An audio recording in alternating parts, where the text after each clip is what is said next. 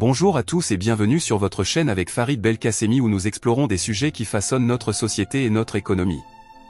Aujourd'hui, nous allons aborder un phénomène qui, bien que peu discuté, a des conséquences profondes sur le développement des entreprises en Algérie, la kakistocratie. Vous vous demandez peut-être ce que ce mot signifie. La kakistocratie, c'est tout simplement un système où le pouvoir est détenu par les moins compétents, les moins qualifiés. Il s'infiltre dans le monde des entreprises, avec des effets dévastateurs. Partie 1. Qu'est-ce que la kakistocratie dans le contexte des entreprises? Dans le contexte des entreprises, la kakistocratie se manifeste lorsque des personnes incompétentes ou peu qualifiées occupent des postes de direction ou de décision. Cela peut arriver pour plusieurs raisons, le népotisme, le favoritisme, ou simplement une mauvaise gestion des ressources humaines.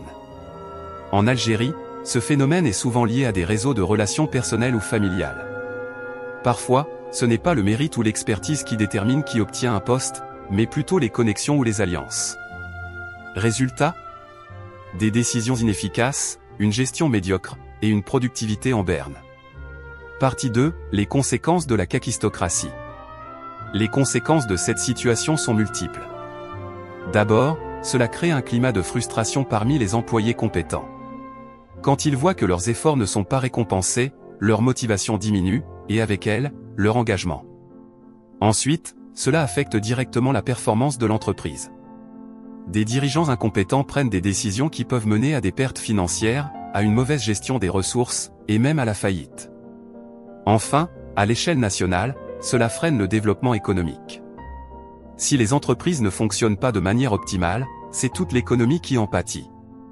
L'Algérie a un énorme potentiel, mais pour le réaliser, il faut des leaders compétents et visionnaires.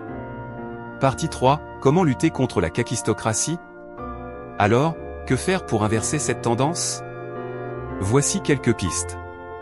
Promouvoir la méritocratie, il est essentiel que les postes soient attribués en fonction des compétences et de l'expérience, et non des relations personnelles.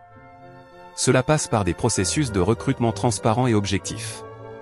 Former les dirigeants, investir dans la formation continue des managers et des dirigeants peut aider à améliorer leurs compétences et leur capacité à prendre des décisions éclairées.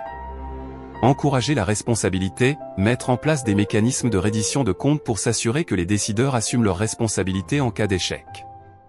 Favoriser l'innovation, les entreprises doivent encourager une culture de l'innovation où les idées nouvelles sont valorisées, peu importe d'où elles viennent.